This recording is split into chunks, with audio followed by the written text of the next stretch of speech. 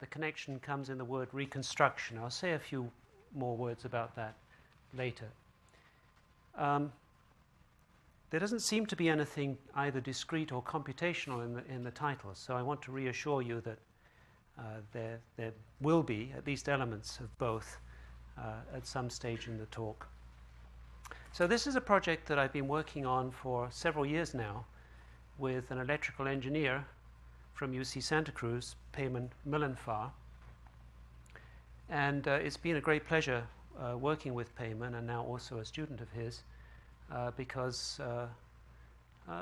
working with an engineer gives you a different point of view.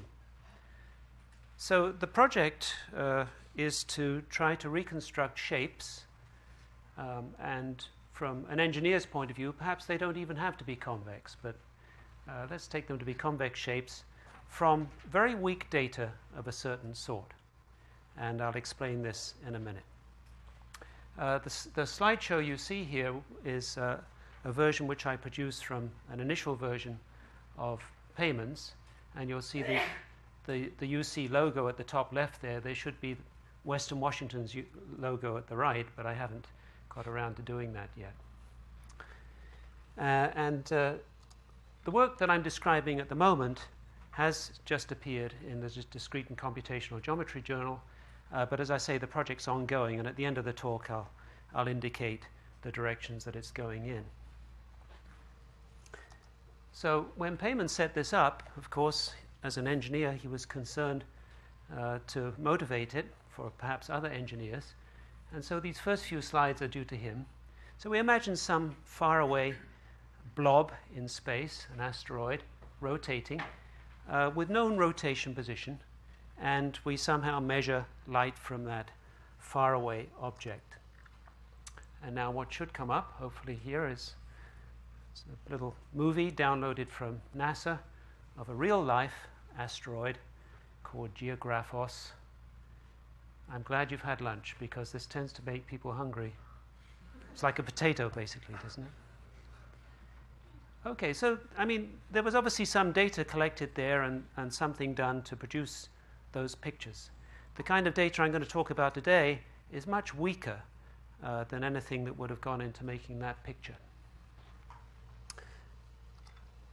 If we do a freeze frame of what you've just seen, we see that object at different times in different orientations. And as I say, the premise here is that we know the orientation of the object.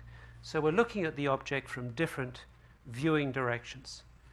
And what we can see here is much more detail than the data that I want to talk about today. You can see the profile, so you actually see what we would call in mathematics the orthogonal projection in this particular viewing direction. But also you can see some difference in light and shade there, and my data doesn't have any of that kind of detail in it.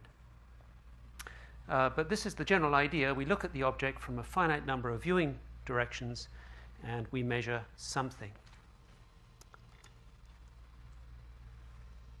This kind of thing is what astrophysicists call light curves.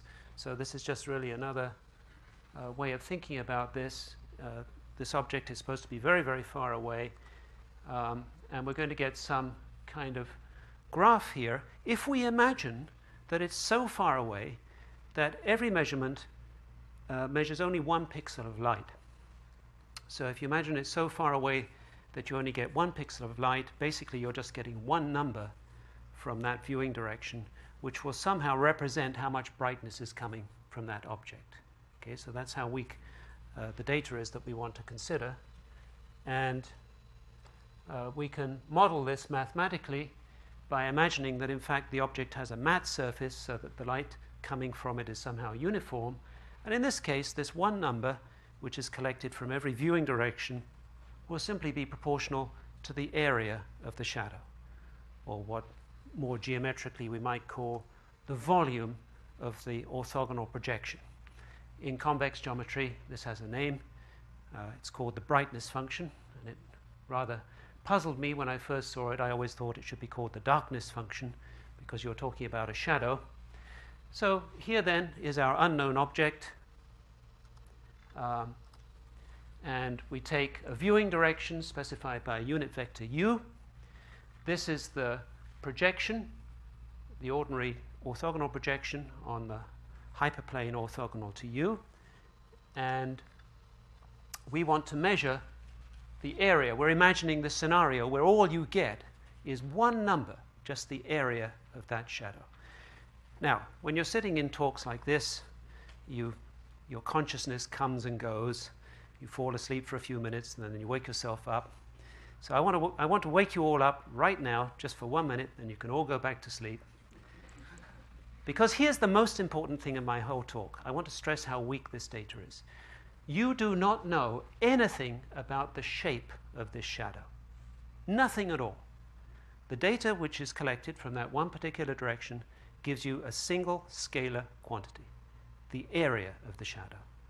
And you want to do your best with finitely many measurements of that type to reconstruct a three-dimensional picture of this three-dimensional object. Of course, you can set it in higher dimensions or in lower dimensions, 2 dimensions also. Okay, so this is the problem that we were working on. This is reconstruction from this function, which is called the brightness function. It's a function defined on the unit sphere. For every direction u, you get a number, and that's the value of the brightness function. I'm going to use this notation, bk of u, for this one particular number, the area of this shadow here, b for brightness function, k for the unknown object, and it's no secret that eventually, very soon now, it will be convex, even though this one isn't.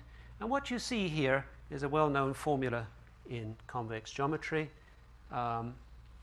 It's an integral. The integral is over the unit sphere. You have this kernel here, which is essentially a cosine term. And you're integrating with respect to some measure on the unit sphere, which is called the surface area measure. Now, in the discrete geometry community, this is a little bit less well known, and so I will be actually telling you much more about this, or a little bit more about this later. So don't worry about this too much for now. The formula is, I should go back. The formula, or maybe this is on the next transparency. The formula has a name. We'll get to it in a minute.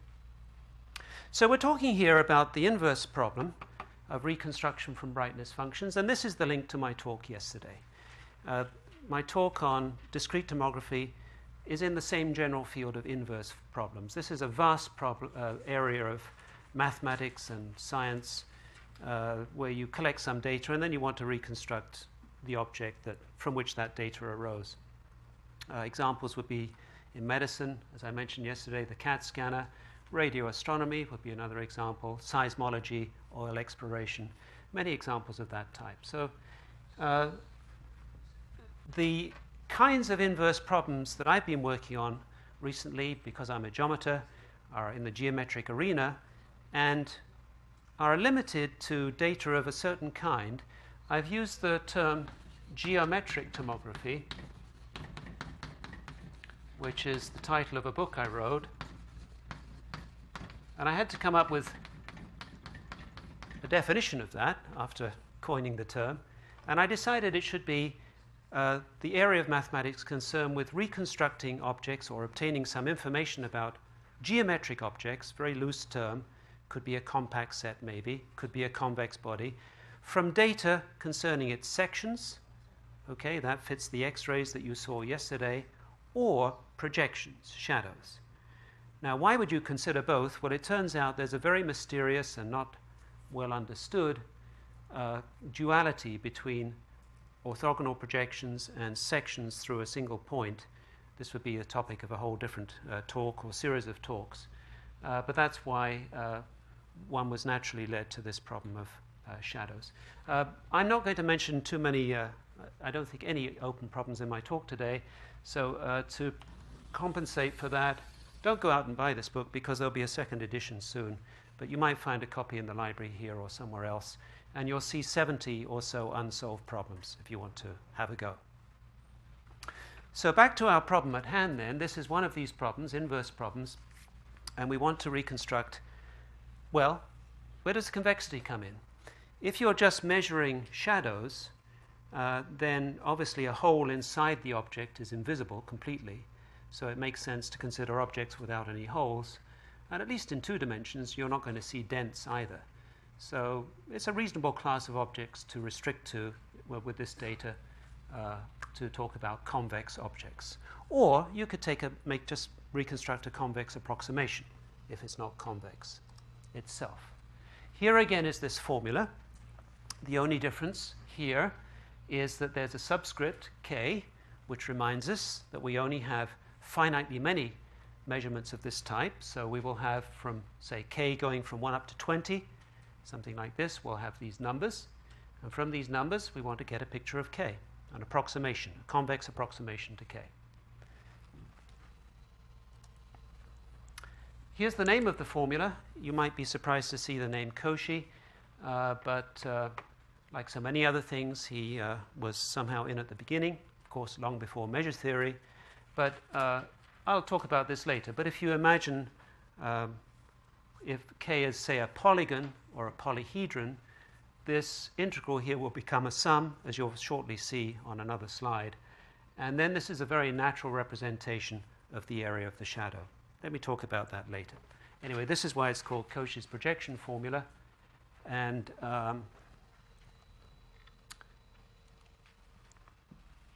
here, again, you're integrating with respect to a measure defined on the unit sphere called the surface area measure, defined in terms of the body. I'll tell you a little bit more about that later. I see now that we are losing a little bit of the picture here on the right. I hope it won't be too troublesome. If it is, we'll have to get technical help. The engineers have often worked with surface area measures, but not using that name. They tend to call them EGIs, or extended Gaussian images. But you mean the pullback of the surface area on the body under the Gaussian? That's exactly what it is. And as I say, I've got a slide to sort of introduce people to that in case they haven't seen it before. But that's exactly what it is, yeah. And so, as I said, it's the volume of the projection. This is the symbol I use for projection of your body on the, this is the symbol for the orthogonal hyperplane through the origin to the viewing direction. So that's the kind of data that we're collecting. And what we need to do then, the idea is a very naive one, and I'm completely amazed actually that it works. But the idea is to simply sort of somehow invert this equation here. So this is these are the numbers you're collecting. So use this to somehow get back to this thing here, get the surface area measure, and then try to reconstruct the shape from the surface area measure. So think about a 2-step procedure, from brightness functions to surface area measure, and from surface area measure to the body itself. Well, now let's restrict to objects which you know and love. And here's where a little bit of discrete geometry comes in.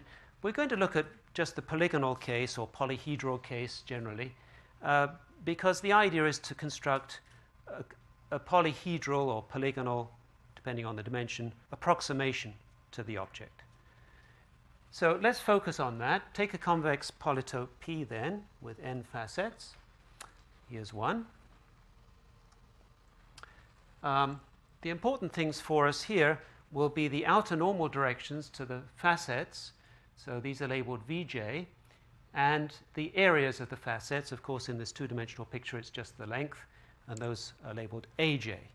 And if you have this notation then it turns out that the surface area measure of this pentagon here, for example, would simply be a sum of point masses. So this is the Dirac point mass notation.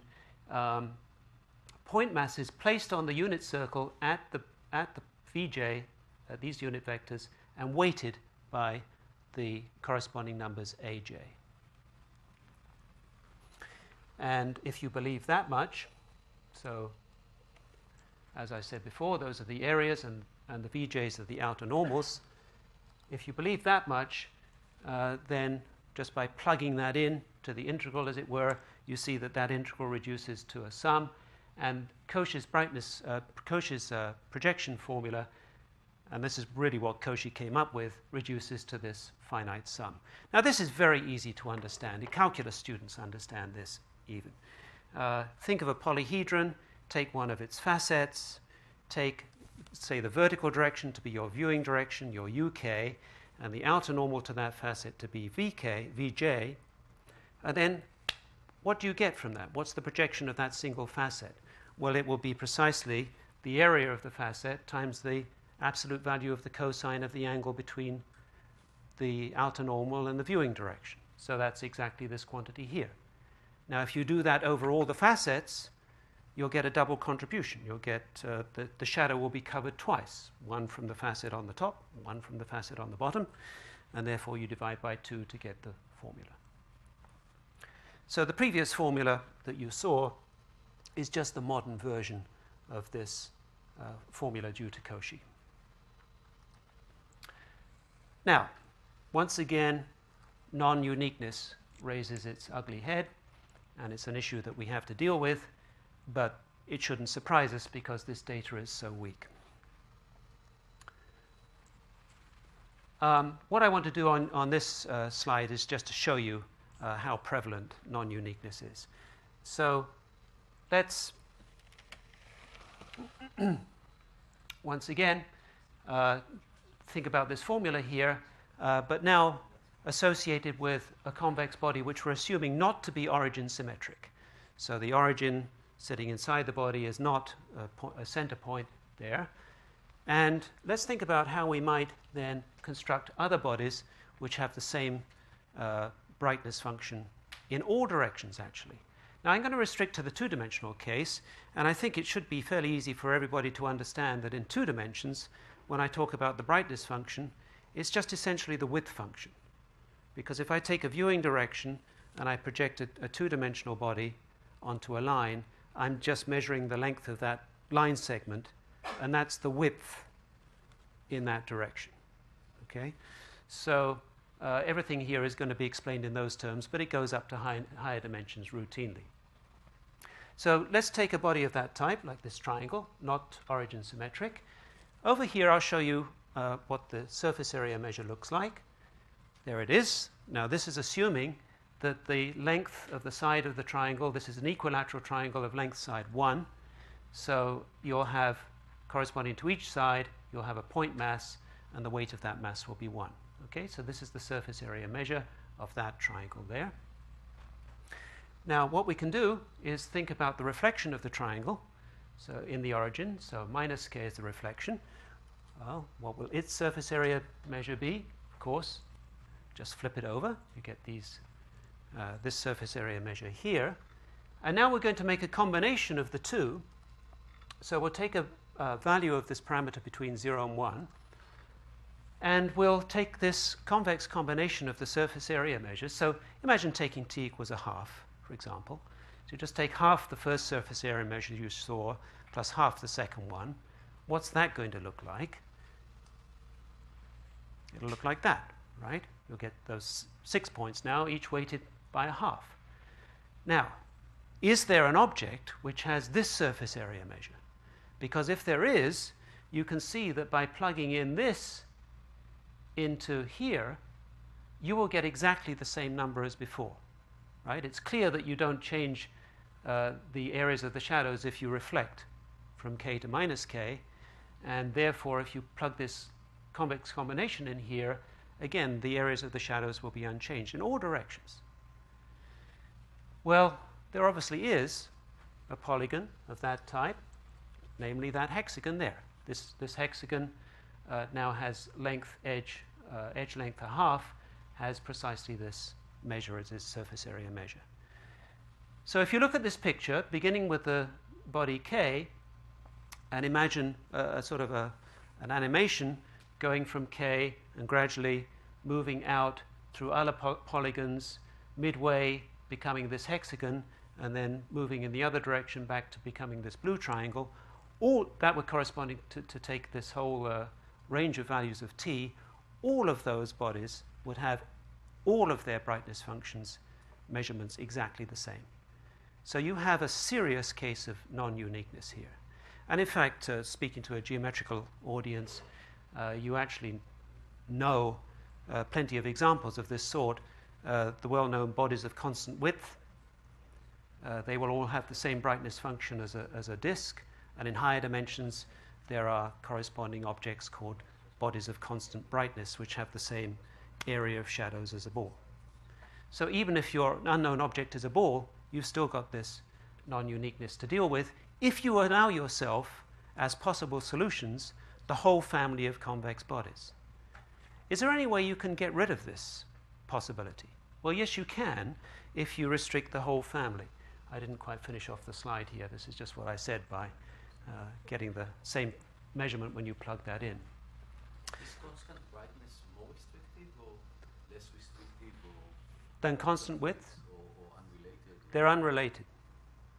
And in fact, there's a famous unsolved problem which actually was solved, I think it's been solved anyway this year by Ralph Howard, where there are three-dimensional convex body which had both constant width and constant brightness has to be a ball.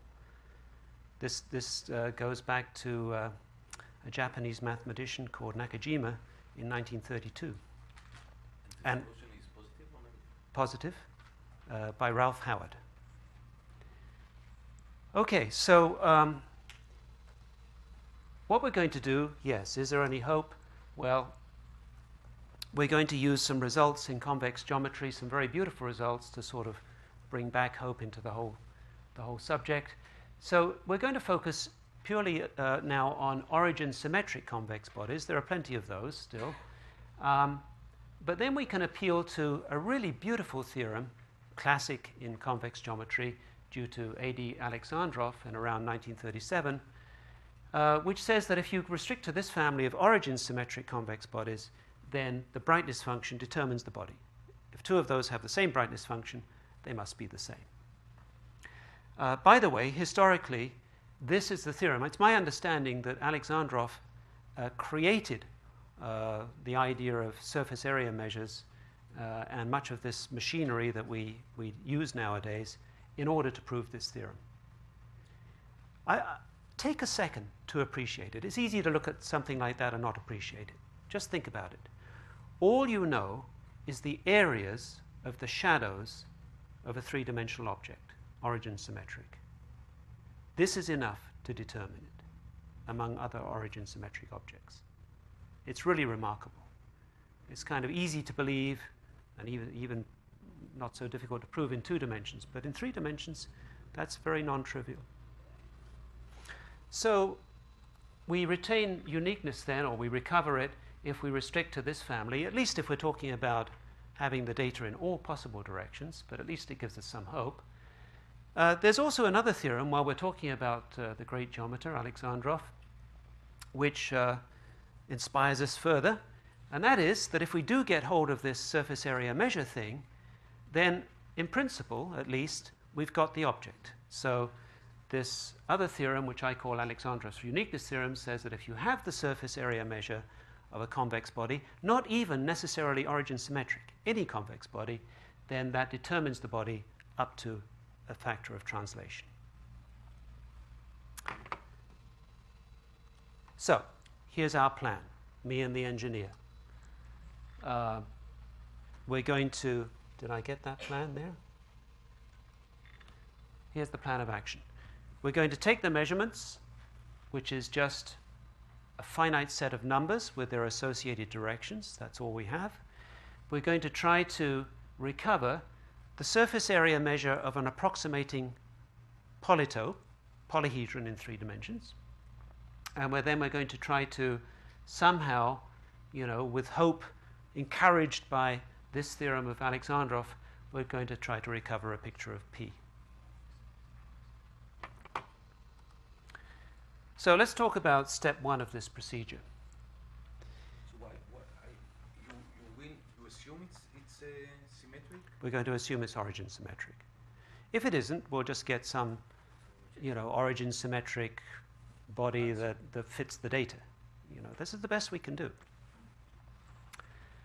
So our measurement model, then, from an engineering point of view, is going to be somewhat realistic. Now, engineers, as I discovered very quickly, have no patience with exact data.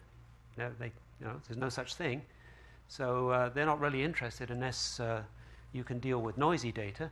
So the model here is going to be this. These are the measurements. These are the numbers you'll actually collect. But notice there's a little tilde over the BK. This means it's been corrupted. So you've got the real number plus a noise factor. And typically engineers model noise if they want to test algorithms and so on with Gaussian noise. So this would be if the unknown body was a polytope. Remember, we're looking for a polytopal approximation, so we can assume that. If it's a polytope with n facets, with these outer normals and those areas of facets, this would be the exact expression for the brightness function. And then we're just going to tack on this thing here, this n, to deal with the noise. Right? So this would be the added factor of noise giving us our corrupted measurements. So this is what we read, what we take in, what we measure. What are our unknowns? Well, of course, we know the viewing direction. The UK we know. What we don't know is the surface area measure. That's what we're trying to get in this step 1. That is the AJs, the areas of the facets, and the outer normal directions. So those are the unknowns here.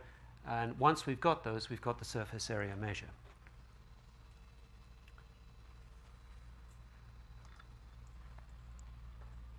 Now, what we're going to do, as you'll quickly see on the next slide, is just the natural thing. Nothing sophisticated. We're going to do some kind of least squares fit to the data using these as our variables. And we'll actually be doing a little bit more than that, but that's basically the idea. But just imagine doing a sort of least squares fit of this data here with these unknowns. How are you going to know that you've got yourself a real surface area measure? You'll get some optimal values of the AJs and VJs, but how do you know that that's actually a surface area measure of a polytope? Well, here Minkowski comes to the rescue. Another beautiful theorem from convex geometry, which many of you are very familiar with, is Minkowski's existence theorem, which is a necessary and sufficient condition for a measure on the unit sphere to be the surface measure of a convex body. And it's about as beautiful as it can be, or efficient as it can be. You just want it not to be concentrated on any great sphere, otherwise the thing would be flat. So we're talking about a full dimensional thing, and satisfy this condition here. So this integral over the unit sphere is the zero vector, or actually we're only interested in this finite case here, so it reduces to just the sum of the AJs times the VJs, the areas times the vectors, this weighted sum of the outer normal directions is equal to the origin. So this is something we're going to have to throw in as a constraint. It'll have to appear somewhere to guarantee that we're actually getting a surface area measure. Of course, we'll also need those AJs to be non-negative, won't we? Because there'll be areas. Yes? So if the estimate for n is too large, you're simply overfitting the data? Right now, there'll be various flavors of this process discussed soon. You can think of n as being fixed, pre-assigned, or you can think of it as not being pre-assigned. And so let me get to that later. Okay? But if you knew, for example, that your unknown object had 10 facets, then of course you would want to try and set n equals 10 and work with that. But as I'll show you, there are some problems with this. Anyway, we want the AJs to be non-negative. Do we want anything else? Yes, if we want that origin symmetry, then we can throw in constraints of this type, obvious constraints that if you take a facet here, its area will be the same as a facet over here, and its outer normal will be the opposite of the other outer normal. So actually, if you're looking for an origin symmetric solution, you can just take these to be your constraints, because once you have these constraints, this is automatically satisfied. Notice also that effectively what you're doing then is reducing the number of variables by 2. So if you just think of AJ as going from 1 up to n over 2, after all you can take n to be even if it's symmetric, and the VJ is going from j up to 1 over n over 2. Once you've got those, you'll get half the body and then just reflect it to get the other half. Okay, so let's see how all of this works. we want to put it into some kind of matrix vector notation to be efficient. So this is just the least squares. I don't know, perhaps some of you aren't very used to looking at things this way, but this is how one tends to write it in the literature. So your variables, now this is all in vector notation, and let me just show you the notation here. So your string of unknown areas of facets has now become a vector A. Your outer normals has become a vector of vectors, capital V. This is your vector of data, just so that many measurements, corrupted data. And these you'll recognize to be the entries in that Cauchy projection formula. And so in vector matrix notation, C of V times A, as this is the matrix with these entries here times this vector A, that will give you precisely what the brightness should be in that direction by Cauchy's formula. This bk tilde is what you've measured the brightness to be. You now take the differences of the two. Remember, these are vectors.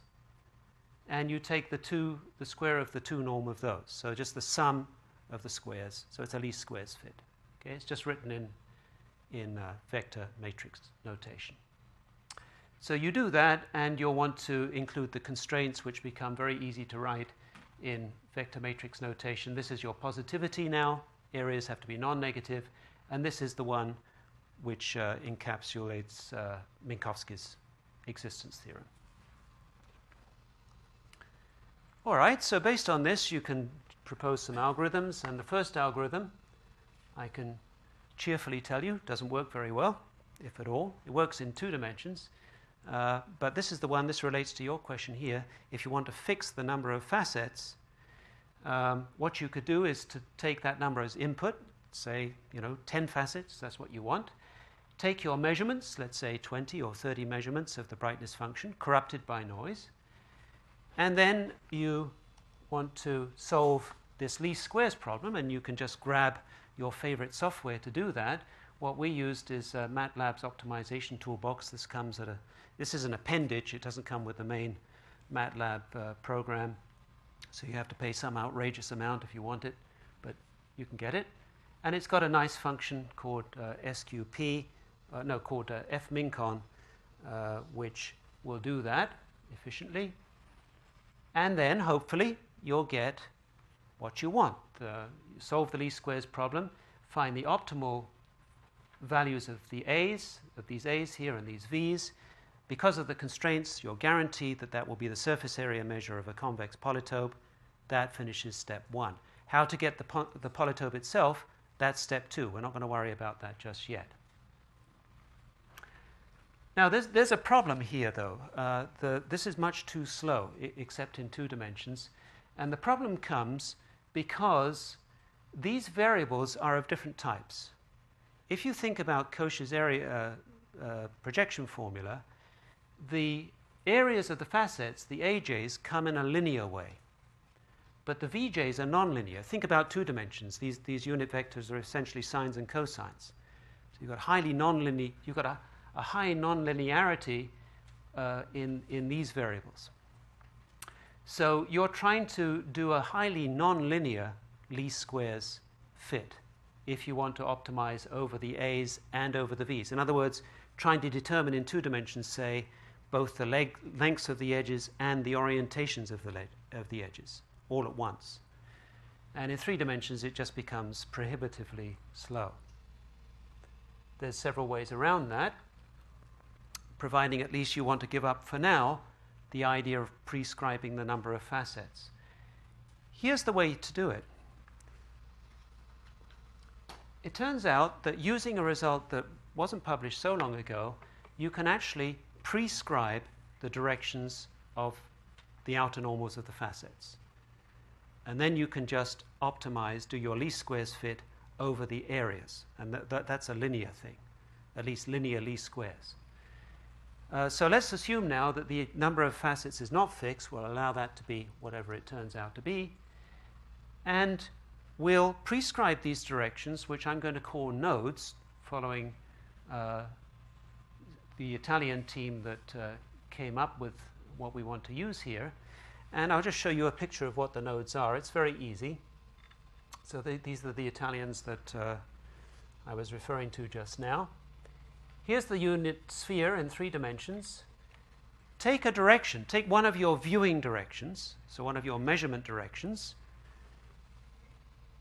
Think about the orthogonal great circle. Take another viewing direction and take its orthogonal equatorial circle. And then just think about the intersection of these 2 circles. You'll get 2 other directions. And these are what I'll call nodes corresponding to the measurement directions. Now, of course, in 3 dimensions, it's very easy to see. This is just a vector product, right?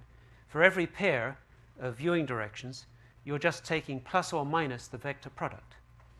So over all pairs of viewing directions, do that. Of course, you'll get a lot more directions, which you're going to now use as prescribed outer normals for your solution, but not too many more.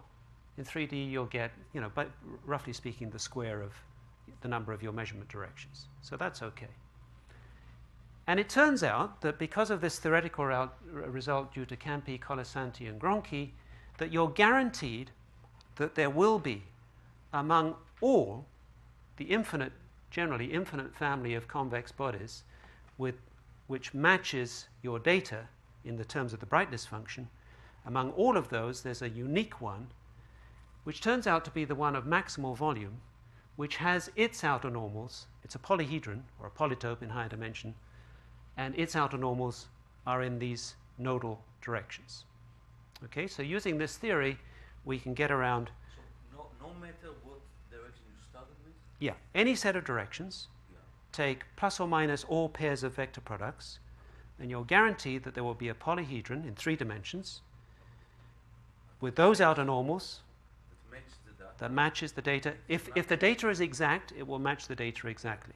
And it maximizes the volume among all directions in the world. It maximizes the volume among all bodies which have the same brightness function in those measurement directions. That's right. And presumably that maximizer is automatically centrally symmetric? That's right, exactly. It's origin symmetric, yes. Well, it must be because you can see these things come in pairs, right? So you've got there are many bodies with the same maximum. There are many solutions with maximum volume. Well, I'm not. No, there'll be one. There'll be one. But this one depends on the M starting. Yeah, it depends. It depends on the measurements that you took in the first place. That's right, on the measurement directions. Okay, so that's the idea. So here now come the last algorithms that I'm going to describe here based on this idea. Our input now then, forget about the n. We're going to allow that to vary, the number of facets. So our input is just going to be the measurements, just the noisy brightness function measurements. From the measurement directions, very easy to calculate those nodes that I just told you about. All of this, by the way, goes through very nicely in higher dimensions as well. And the second algorithm here that I'm going to describe then becomes a linear least squares solution. That's almost an oxymoron, isn't it? Least squares isn't linear, but people in the business talk about linear least squares if the variable that you're concerned with appears in a linear way. And here you see the difference is now these directions in this vector v are fixed, and you're just minimizing over the a's. Those are the only variables. And because of the symmetry, which will be guaranteed from the way these nodes are, you can now just take positivity and use that trick of just determining half and reflecting to get the other half. So this is what works, and I'll show you some results of this later. There's another algorithm, though. It turns out, as it often happened, it turned out that somebody else was thinking about this same kind of problem from a different point of view. Markus Kittelin in Karlsruhe was interested in fiber processes and came across essentially the same problem and came up with a linear programming approach based on this scheme here. So again, you'll see a least squares. Again, the idea is using these nodal directions, so the v's are fixed.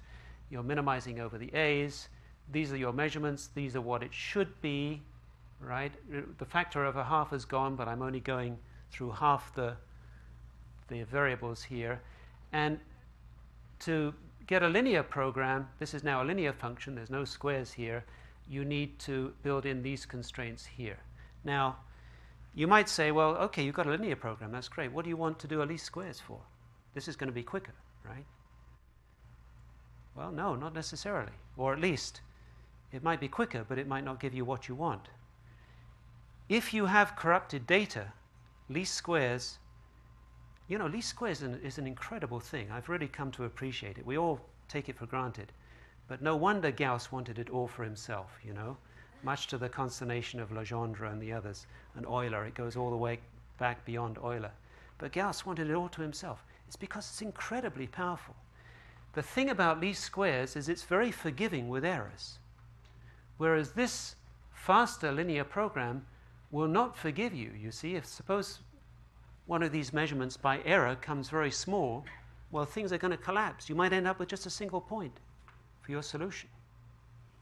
So there's a sort of trade-off here. But anyway, I wanted to mention Marcus's algorithm, because you can try to use both. So very briefly then, let me go through step 2. So we've got the surface area measure now, hopefully, from this one of these algorithms. Step 2, let me run through this stuff here. In general, with curved objects, it's equivalent to reconstructing shape from curvature. It's not an easy problem. In 2 dimensions, it's a very easy thing. We've got our, let me just show you on the board here. We've got in 2 dimensions from step 1, the orientations, the outer normals, and the lengths of the edges of a polygon. How do we reconstruct the polygon? Well, it's very easy. Just order the outer normals and take them one at a time. So perpendicular to this direction, you know you have an edge. You know the length of the edge. Well, put it in this direction first. Start with the origin, say, and go the length of that edge in that direction. Now take the second direction and go the length of that edge in that direction, and so on. This must close up because you've got the constraint for Minkowski satisfied. This doesn't work because the outer normal for here is orthogonal to this, but then you just rotate it by 90 degrees and you've got what you want. So this is trivial, although, you know, when you actually try to program it, you get some surprises, which is it's quite amazing how that happens. It's non-trivial, though, even in theory, for polyhedra. How are you going to do it? If I give you the outer normals and the areas of the facets of a 3-dimensional polyhedron, how are you going to show me a picture of that polyhedron? You need to somehow find the vertices. How are you going to do that? Well, luckily, somebody had made a lot of progress on this problem, in fact, effectively solved it. And you can do it by running another program, which is a nonlinear program. And I don't have time to describe why this works. Let me just say that it's based upon the proof of Minkowski's existence theorem. It comes from the idea of the proof of Minkowski's existence theorem. So I'm just going to tell it to you. I won't have time to explain why it works. So it turns out that if you solve this problem where you minimize this linear objective function, now the AJs are what they are before. Remember, now they're known, right? You've got those things in your hands, the areas of the facets. Here, the unknowns are these HJs, and these will be the distance from the origin to the facets. Now, once you've got that, you see, you already know the direction of the outer normal to the facet.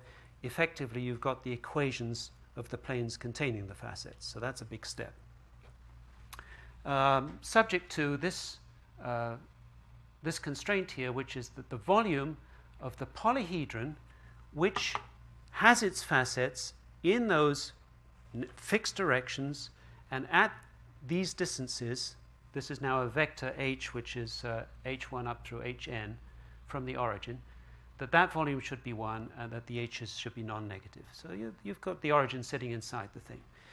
So there's a... This is a linear program? No, this is a nonlinear program, but it's not too bad. It's got a linear objective function, but a nonlinear constraint. So this is due to a computer scientist called J.J. Little. Goes back about 20 years. But what we actually used here was a dual form of this, which was also implemented some 10 years ago by a French team of computer scientists. So by duality, you can turn it into this problem where you maximize now All right, now this is a nonlinear function. This is the same volume as what I described just now, to the power 1 over n. N is the dimension. This actually doesn't matter, but there's a reason for it. And now your constraint becomes linear, these linear constraints now. Now, why have I got this 1 over n here? It's because there's a beautiful inequality in convex geometry, which many of you know, called the Brun-Minkowski inequality, which says that this, as a function of the h variable, will be a concave function. So actually, it's not a bad problem. If you think about how unpleasant nonlinear programming problems can be, this is pretty good, because you're maximizing a concave function subject to linear constraints. So that's not bad. And again, you just grab your favorite software to do it. So what kind of software do we use? Oh, this is just this French team that I mentioned just now. This is the software we use. So MATLAB to do the nonlinear programs. Yes. Now, there's one last step.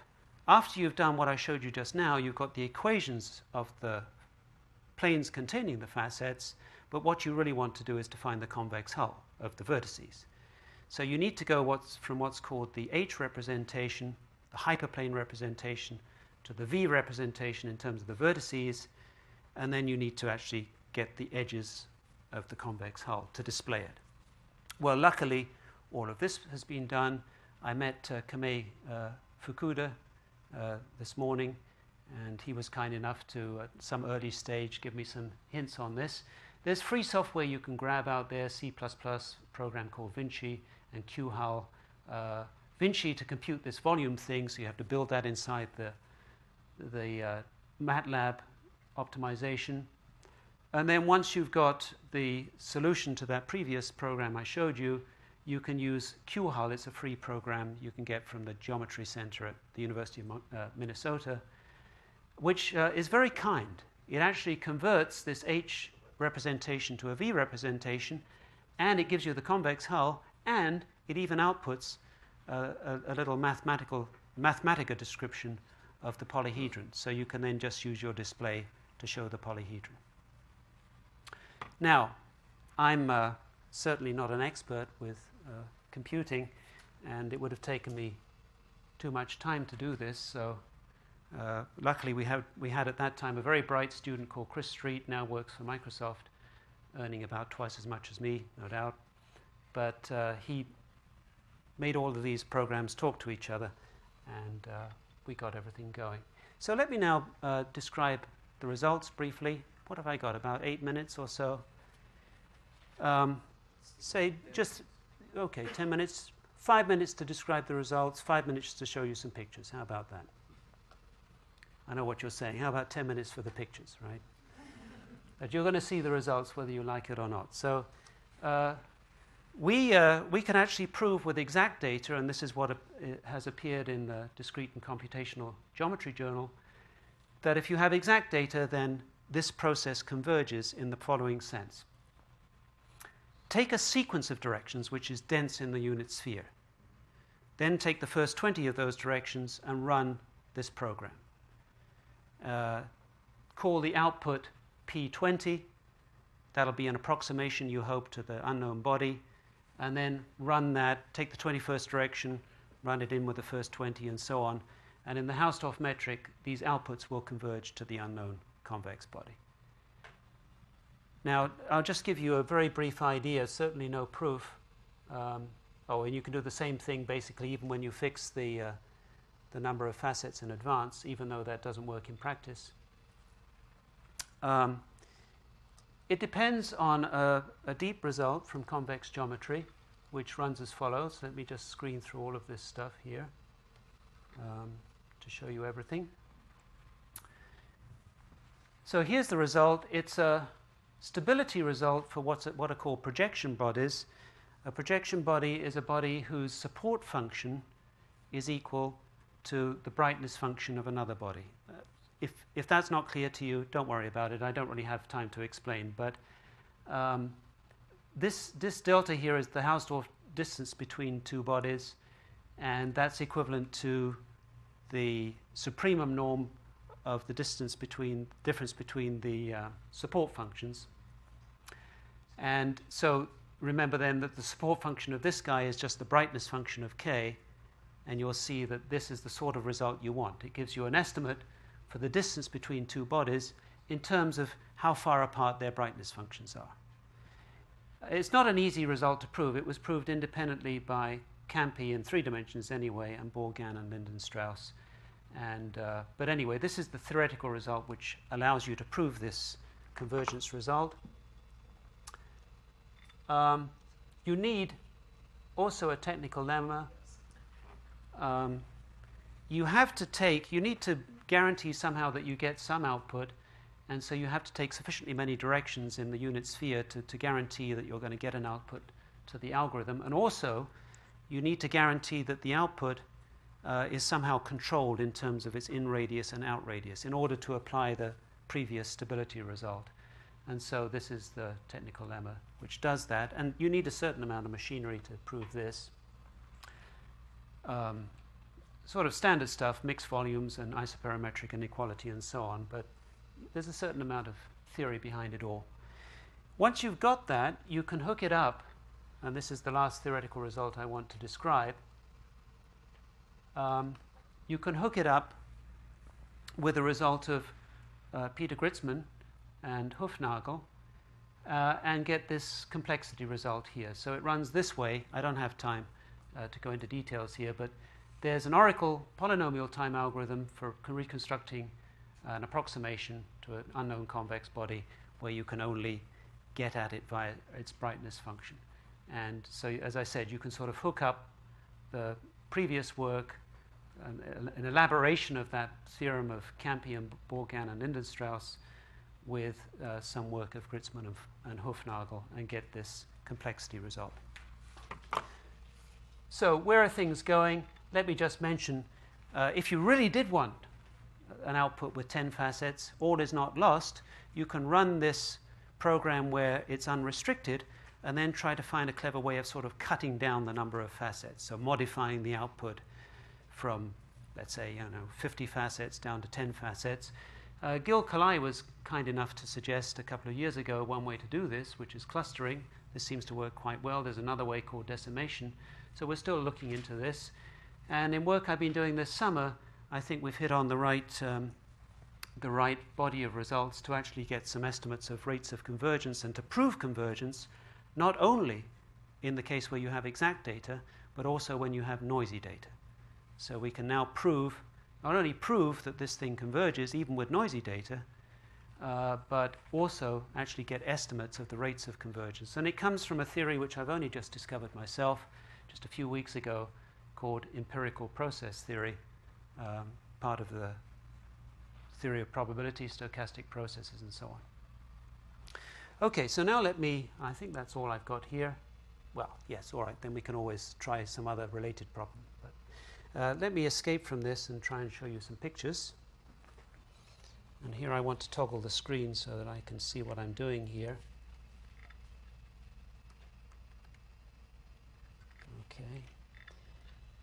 So I'll show you just a few pictures in the last 3 minutes here from the paper that we wrote.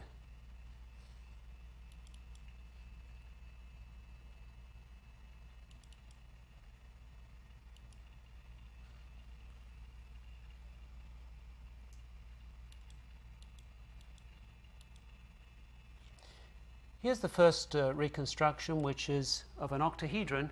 It is, in fact, the octahedron you expect by looking at that picture. You see 2 reconstructions here. This is now with exact data from 21 measurements, I think it is. On the left, you see the reconstruction using the least squares, and on the right, the reconstruction using the linear program version. And you can see you get extra facets. But remember, these objects, I think this has, I don't remember, say 20 facets or something like that. It actually matches the data exactly. So, you can't do better in some sense. This is just what comes out. Both of these are exact solutions. They have exactly the same brightness function as the octahedron. Didn't you say it's unique if it's centrally symmetric? But that's when you have all the brightness function measurements in all the directions. So I cheated you a little bit. I mean, when you go back to finitely many measurements, you lose the uniqueness again. But it gave us hope, didn't it? So this one is even better than the original. You like it better? No, it has higher volume.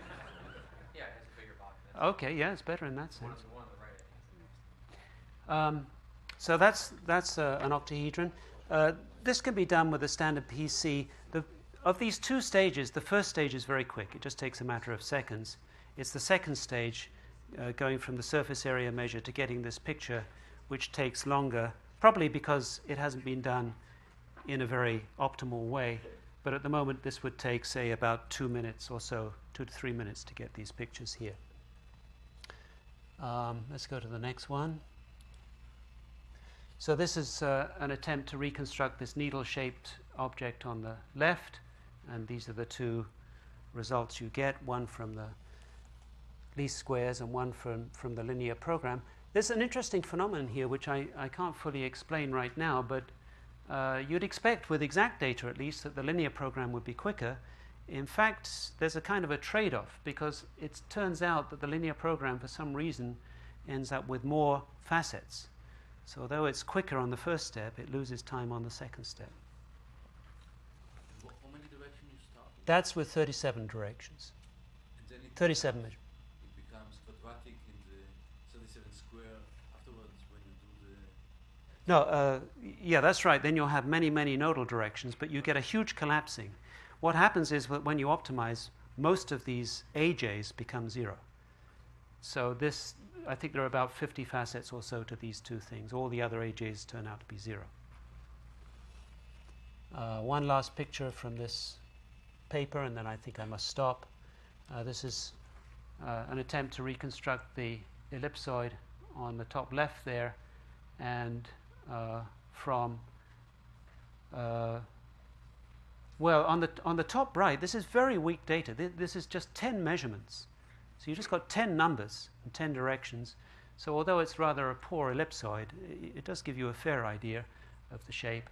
And this down here is with more directions. I can't remember how many. This is with 50 directions, 50 random directions. I think I better stop there. I'm out of time. Do you have a picture what happens when you add noise? Or? I do, actually. You want to take another minute for that? It's somewhere else. Let's see. Where is it? I had it lined up. Ready to go. Octa noise. Here it is. So these are reconstructions. Of course, with noise, you get different outputs every time you try it. Right? But these are 4 attempts to reconstruct that same octahedron with noise, and it's obvious which way the noise is going. You've got less noise. I think the standard deviation of the Gaussian noise is, I believe, 0.05 on the top left, and then 0.1, and then 0.2, and then maybe 0.5 or something here. And you're beginning to lose contact with reality at this point. But no matter what your noise level is, these recent results, which we haven't even written down in a paper yet, will prove that the process converges. So as you take your measurements through a sequence of directions, no matter what the noise level is, the outputs will converge. That's assuming the noise is independent for every measurement. That's right, independent over the directions. That's right. Well, thanks very much for your patience.